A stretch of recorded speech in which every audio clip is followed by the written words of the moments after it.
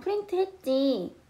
프린트 한 거 피고 선생님 이거 다 풀어줄 거니까 다 풀고 나서 다시 한번 노트에다가 풀어가지고 오는 게 숙제예요.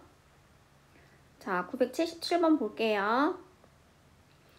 어떤 수를 2배하여 10을 더한 수는?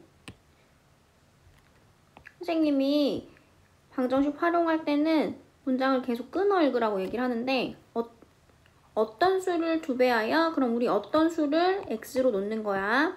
그러면 x에 2배하여 10을 더한 수는 이라고 했으니 좌변이 이제 끝났어요. 그래서 좌변에다가는 이제 아무것도 안 하셔도 돼요. 그 다음 이제 우변 갈 거예요. 어떤 수의 뭐뭐의 하면 곱하는 거죠. 4배보다 4만큼 작다. 이렇게씩 세울 수 있죠. 그리고 방정식 풀어서 어떤 수 구하시면 돼요. 연속하는 세 자연수의 합이 39일 때 세 자연수 중 가장 큰 수는? 이라고 했어. 물어보는 수를 가장 큰 수라고 했으니 걔를 x로 놓는 게 가장 편하고, 연속하는 세 자연수는 1씩 차이가 나잖아. 1, 2, 3 이렇게 1씩 커지기 때문에 가장 큰 수를 x로 놨을 때 그 전의 수는 x 빼기 1이고 가장 작은 수는 x 빼기 2가 되는 거야. 그랬을 때 걔네들의 세 수의 합이 39다. 이렇게 식을 세우시면 되고 3x-3은 39다 해서 x값 구하셔도 되는데, 만약에 내가 연속하는 세 자연수 하면 보통 가장 가운데 수를 x로 놓거든. 그러면 가운데 수가 x면 그 다음 수는 x 플러스 1이 될 거고 그 전 수는 x 마이너스 1이 될 거야. 이 상태에서 세 자연수의 합이, 자 그러면 3x가 되지. 3x가 몇이다? 39다 했으면 x값이 이렇게 13이 나오는데, 문제에서 구하라고 하는 거는 가장 큰 수야. 그래서 13 이렇게 체크하면 틀려버려. 그래서 13은 가운데 수니까 가장 큰 수는 14구나. 이렇게 판단하셔야 돼요.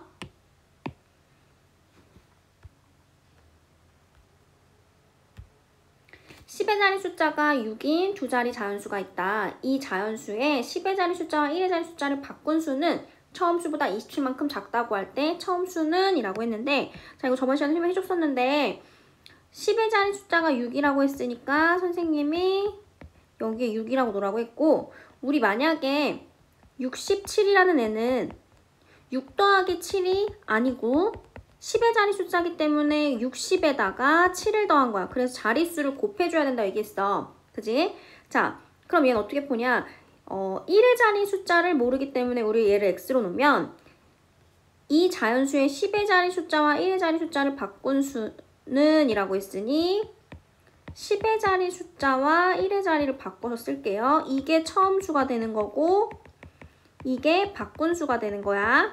그러면 이 실제 수는 얘가 10의 자리이기 때문에 10x 플러스 6이 되는 거고 처음 수는 60 플러스 x가 되는 거야. 자, 문제에서 처음 바꾼 수는? 이라고 했으니 바꾼 수는 처음 수보다, 바꾼 수는 끊었어. 그럼 좌변에 아무것도 안 한다고 했어. 처음 수보다 27만큼 작아요. 이렇게 식 세우시면 x값이 나올 거야. 그런데 x값 나오면 처음 수 구하라고 했으니 여기다 넣어서 답 고르시면 돼요.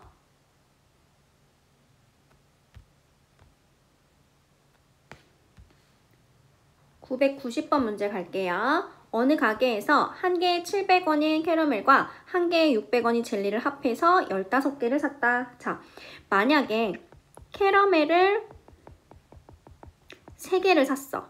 그럼 젤리는 몇 개를 사는 거야? 둘이 합해서 15개를 사야 되니까 얘는 12개가 됐지. 자, 캐러멜을 4개를 샀어. 그러면 얘는 11개를 살 거야. 근데 이걸 왜 얘기하냐면 지금 젤리는 몇 개 샀냐고 했지. 그럼 젤리를 x개로 가면 우리 캐러멜이랑 젤리랑 합해서 15개가 돼야 돼. 15에서 11을 뺀 게 4가 나오잖아. 그래서 캐러멜은 15-x개요. 이렇게 표현할 줄 아셔야 돼요. 여기까지 되시죠? 그래서 우리 캐러멜은 15-x개, 젤리는 x개, 이렇게 개수로 판단할 수 있어요.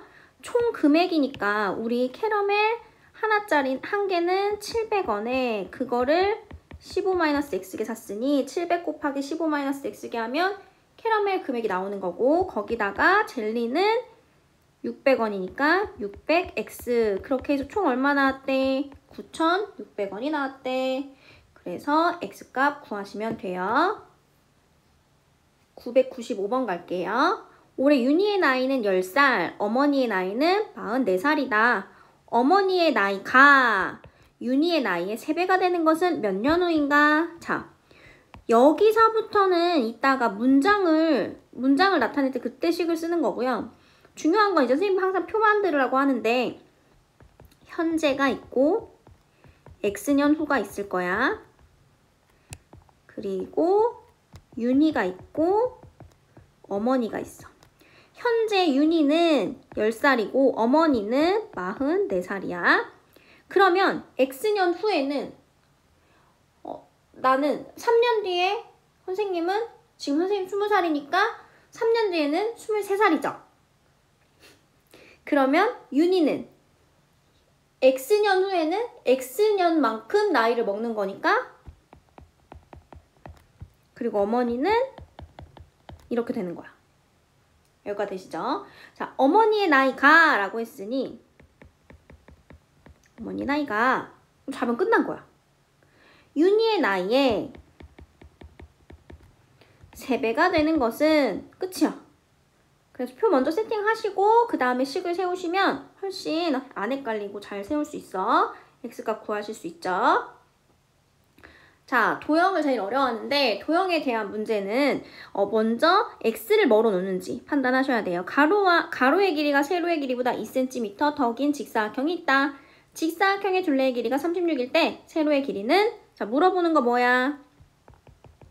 세로죠. 세로의 길이를 x로 갑니다. 그러면요, 가로의 길이는 첫 번째 문장 읽고 나타낼 수 있는데요. 가로가 세로보다 더 길어요. 몇 cm? 2cm. 이렇게 볼 수 있죠. 자, 둘레라는 거는 가로 2개, 세로 2개를 합한 거야. 그치? 그러면 가로랑 세로 하나씩 더하면 18이 나올 거야. 2개 2x 플러스 이렇게 가셔도 되지만 그냥 가로 더하기 세로가 18이구나 판단이 되시면 세로랑 가로랑 더해서 18입니다. 이거 푸시면 x값 나와서 그게 답이 되는 거예요. 괜찮죠? 예금에 대한 문제 갈게요. 현재 민재의 저금통에는, 자, 현재 민재는 7,600원이 있고요. 소윤이는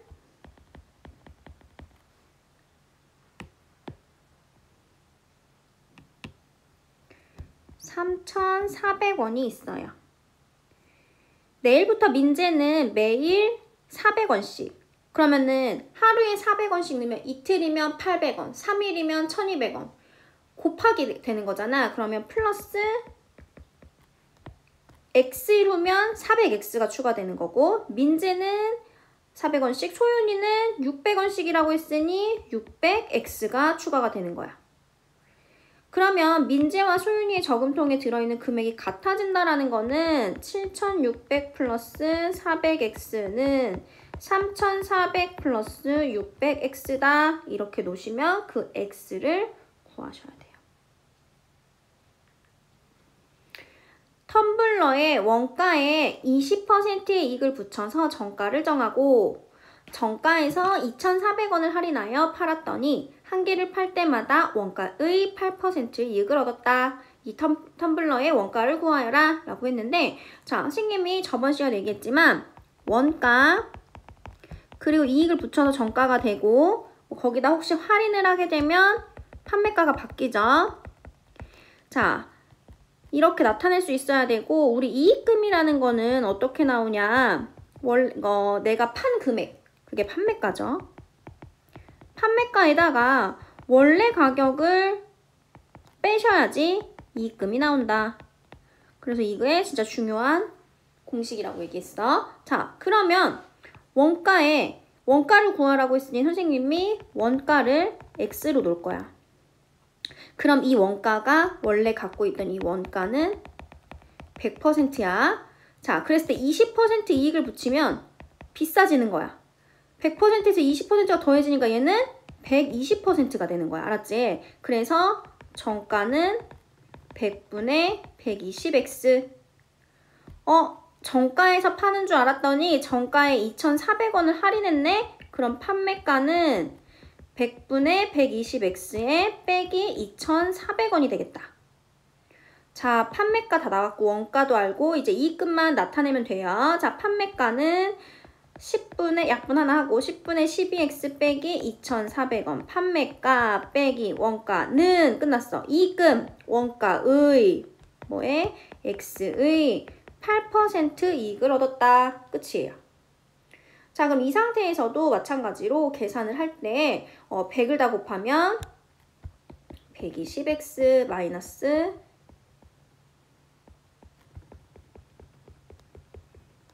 이렇게 되죠.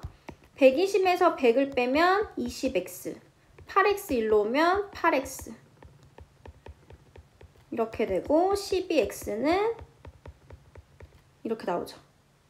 그럼 x는 이렇게 구할 수 있다. 그래서 계산도 막 분수로 복잡하게 다 하지 마시고 처음부터 깔끔하게 10이나 100을 곱해서 가시는 게 제일 편해요. 자, 진짜 많이 나오는 문제야. 1012번 갈게요. 어느 중학교 1학년의 올해의 남학생 수와 여학생 수는 작년에 비하여 남학생은 12% 증가하고 여학생은 8% 감소했다. 작년에 전체 학생은 275명이고 올해는 작년에 비하여 8명이 증가하였을 때 올해의 남학생 수를 구하여라 라고 했어. 자, 작년 변화량 올해 성별이 남자, 여자 이렇게 항상 표를 만듭니다. 그럼 이제 문제에서 구하라는 게 올해의 남학생 수니까 우리는 작년의 남학생 수를 x로 둘 거야.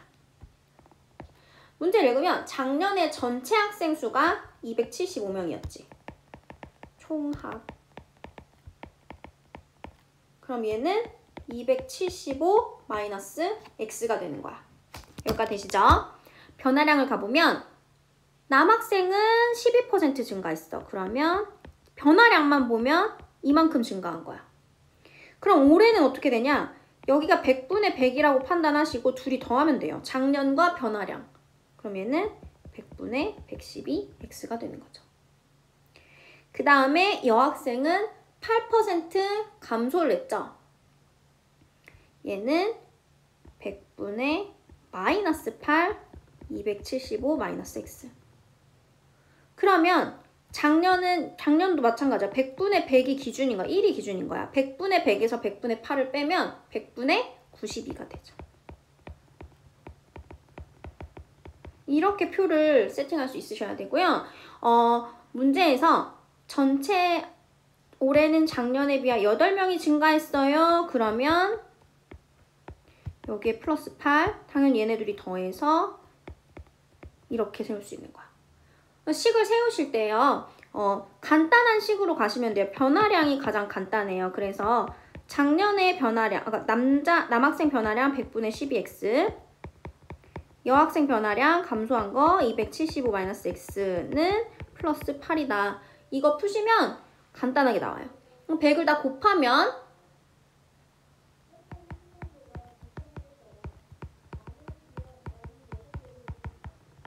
이렇게 식을 세워서 x값을 구하시는데 x는 중요한 거는 작년이에요. 그래서 작년에 남학생 수를 구했으면 올해 남학생 수를 구하러 가셔야 됩니다. 여기다 집어넣어서 계산을 하셔야 돼요. 아시겠죠?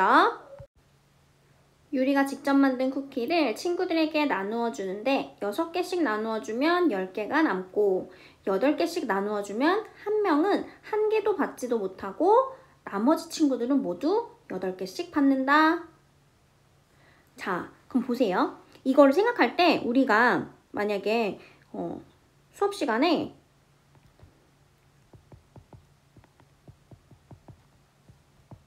이게 3명한테 초콜릿을 5개씩 줬어. 그리고 2개가 남았어. 그러면 총 초콜릿의 개수를 표현할 때 어떻게 식을 세우냐면 한 명한테 주는 초콜릿의 개수에다가 사람 수, 한 명이 받는 개수, 이거는 사람 수. 그럼 이거는 이제 얘네들이 곱하면 사람들이 받았을 때 총 초콜릿 개수, 거기다가 이제 남은 애까지 더하면 총 초콜릿의 개수는 17개구나 이렇게 알게 되죠. 똑같아요. 지금 우리는 친구들이 몇 명인지 모르기 때문에 친구들이 X명이라고 생각을 할 거야. 그럼 6개씩 X명한테 나눠주니까 나눠준 초콜릿의 개수, 쿠키는 6X가 되고 거기서 10개가 남았으니 6X 플러스 10이 총 쿠키의 개수가 되는 거예요. 여기서 쿠키의 개수가 X가 아니라는 거 잊지 마시고 사람 수가 X예요. 근데 자, X명 모두 다 지금 8개씩 나누어주면 한 명은 아예 못 받는데 그럼 원래 8개씩 나눠줬을 때 필요한 쿠키는 8X죠. 그런데 한 명이 아예 못 받았어. 그럼 몇 개 부족했던 거야? 8개가 부족했으니까. 이 나머지 학생들은 다 8개씩 받았다고 했으니까. 그러면 부족했으니까 8개를 빼는 거예요. 이게 뭐의 개수야? 쿠키의 개수야. 쿠키의 개수는 지금 변하지 않잖아. 그래서 둘이 같다고 놓으시면 X를 먼저 구하는데 8X에서 8X 1로 올게요. 2X 되고요. 얘가 1로 가면 X는 9가 나와요. 그럼 사람 수 9명이란 소리야. 그런데 물어보는 거는 쿠키의 개수이기 때문에 여기다 집어넣어서 구해도 되고 여기다 집어넣어서 구해도 어차피 답은 똑같아요. 그래서 9 여기다 집어넣으면 54에다가 10개를 더하니까 64개 이렇게 구할 수가 있다. 이해되셨죠? 1021번 갈게요. 두 지점 A, B 사이를 왕복할 때 갈 때는 시속 4km, 올 때는 시속 5km 뛰어서 총 2시간이 걸렸다고 한다. 거리를 구하여라. 거리를 구하라고 하면 거리를 x로 두시고요. 식은요. 시간에 대한 식으로 간다라고 판단하시면 돼요. 자, 우리 시속 외우셨죠? 자, 표를 만들면요. 갈 때, 올 때, 그리고 거리, 시간, 속력 보시면 표 만들 때 어떻게 가냐면 A와 B 사이의 거리니까 왕복하는 거니까 갈 때도 X, 올 때도 X겠죠. 그리고 속력이 나와 있으니까 시속 4km, 시속 5km 놓고 자, 두 줄을 이렇게 채웠으면요. 나머지 한 줄 남는 건요. 이 식으로 채우시는 거예요. 자, 시간은 속력분의 거리죠. 그래서 여기는 4분의 X, 여기는 5분의 X 이렇게 가시면 총 몇 시간 걸렸어? 2시간. 자, 여기서 주의할 점. 시속이 맞는지, 시속일 때 킬로미터 단위가 다 맞는지 판단하셔야 돼요. 그런데 시속 킬로미터 단위가 맞으니까 4분의 X, 5분의 X는 입니다. 해서 20 곱할게요. 5X, 4X, 40. 9X는 40. X는 9분의 40. 답은 9분의 40km 이렇게 구하시면 됩니다. 아시겠죠? 1026번 갑니다. 두 지점 A, B 사이를 자전거로 왕복하는데 갈 때는 시속 20km, 올 때는 시속 15km 달렸더니 올 때는 갈 때보다 20분 더 걸렸다. 시간의 차에 대한 식으로 세우는 거야. 마찬가지로 얘도 표를 일단 갈 때, 올 때, 거리, 시간, 속력. 자, A와 B 사이의 거리가 같으니까 역시 갈 때, 올 때 X로 놓으시고 속력, 갈 때는 시속 20km, 올 때는 시속 15km. 시간은 역시나 선생님 뭐라고 했어? 두 칸이 채워지면 공식으로 여기를 채워야 된다 해서 시간은 속력분의 거리니까 20분의 X.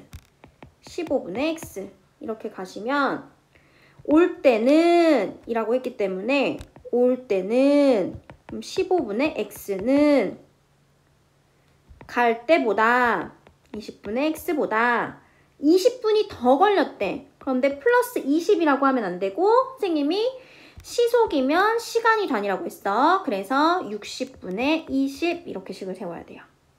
그래서 얘 x값 구하시면 답이 나올 거예요.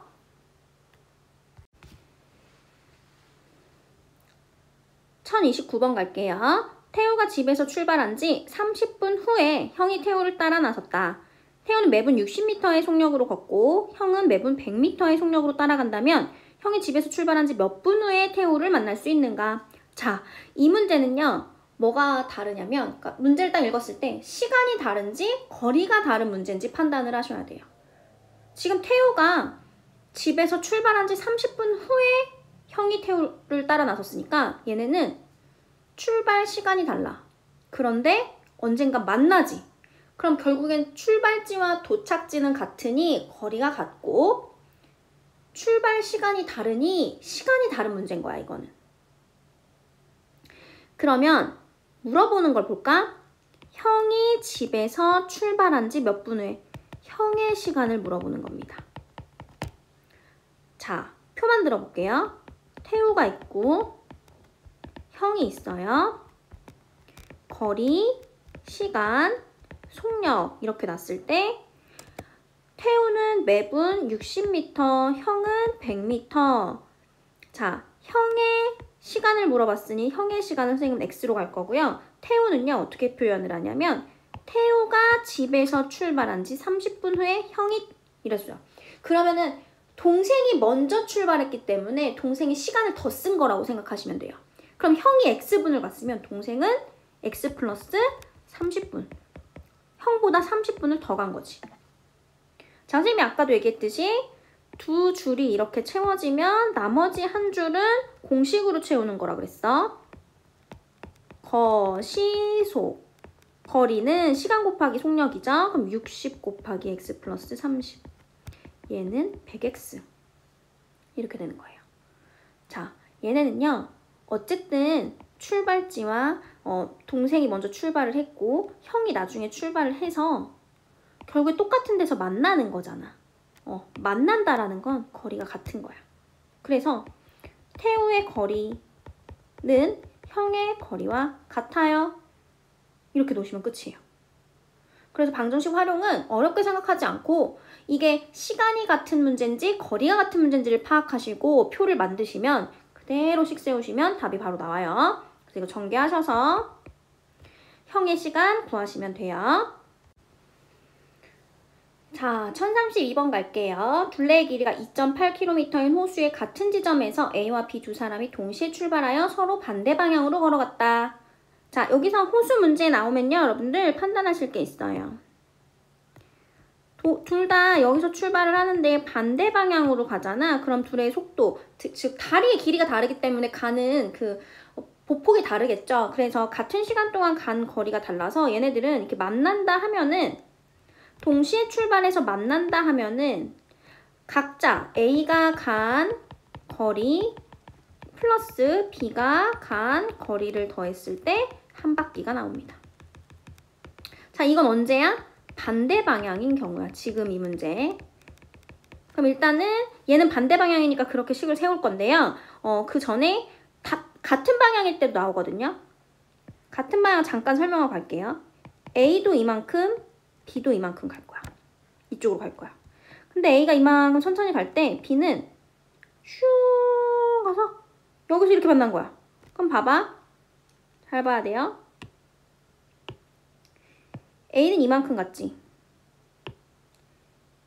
B는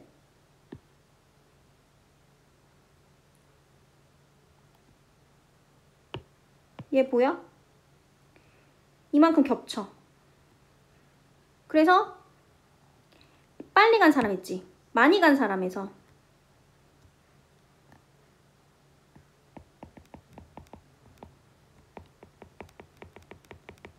빼야지 한 바퀴가 나옵니다. 그래서 같은 방향일 때는 빼야 된다. 기억하시고요. 이건 지금 문제에서는 어차피 왜 안 지워져?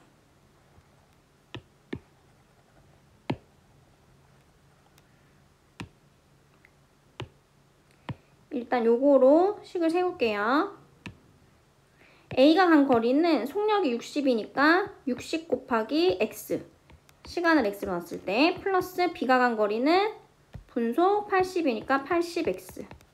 자, 미터야. 그럼 얘도 미터로 가야 돼. 2800m. 이거 구하시면 답이 나올 거예요.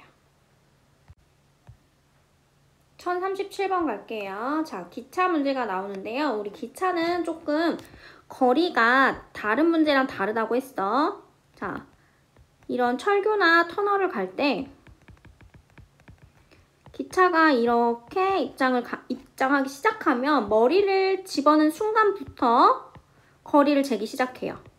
그런데 머리가 나와서 끝나는 게 아니라 꼬리까지 다 나와야지만 거리가 끝난 거야. 그래서 기차가 간 거리는 철교에다가 자기 몸을 더해 주셔야 돼요.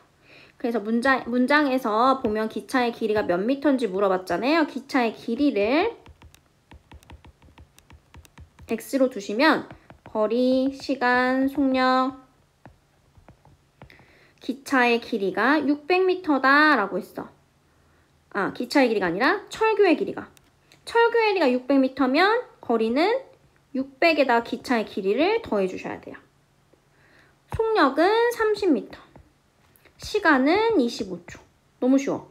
자, 30, 속력 곱하기 시간이 거리잖아. 이거 풀면 답인 거예요. 아시겠죠?